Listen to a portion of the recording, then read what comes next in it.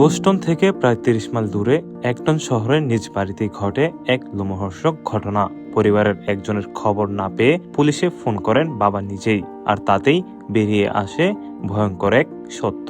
নিজের মা ও ছোট ভাইকে খুন করেন ভারতীয় বংশোদ্ভূত কিশোর অর্জুন অরবিন্দ।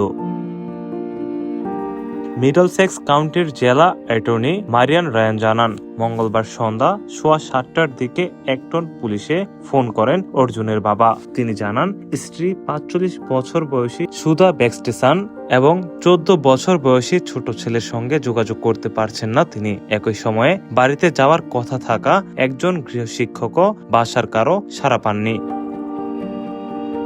পুলিশ বাড়িতে ঢুকে 2 মরদেহই উদ্ধার করে, যাতে ছিল আঘাতের স্পষ্ট চিহ্ন।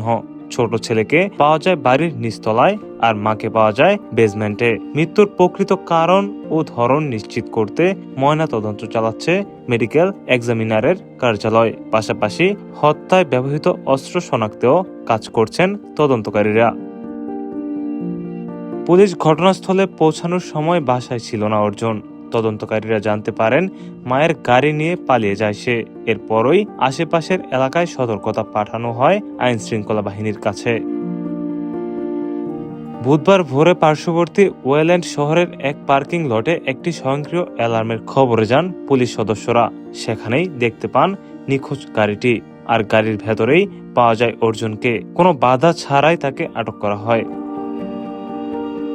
তদন্তের অংশ হিসেবে অর্জুনের ডিজিটাল কার্যকলাপ খতিয়ে দেখেন গোয়েন্দারা। তারা জানান, হত্যাকাণ্ডের আগে ইন্টারনেট ও চ্যাট জিপিটিতে পরিবারকে খুন করার তাত্ত্বিক ধারণ ও কল্পনা নিয়ে সার্চের প্রমাণ পাওয়া গেছে। এই তথ্য এখন তদন্তের গুরুত্বপূর্ণ অংশ, যার ভিত্তিতে হত্যার সম্ভাব্য কারণ খোঁজেন কর্মকর্তারা। ম্যাসাচুসেটসের আইন অনুযায়ী কিশোর আদালতে হত্যা মামলার এখতিয়ার নেই। তাই লোয়েল জুভেনাইল কোর্টে হাজির হওয়ার কথা থাকলেও মামলাটি স্থানান্তরিত হচ্ছে কনকর্ড ডিস্ট্রিক্ট কোর্টে। সেখানেই হত্যা ও গুরুতর হামলার অভিযোগে অর্জুনকে আদালতে তোলা হবে। ATV USA news desk.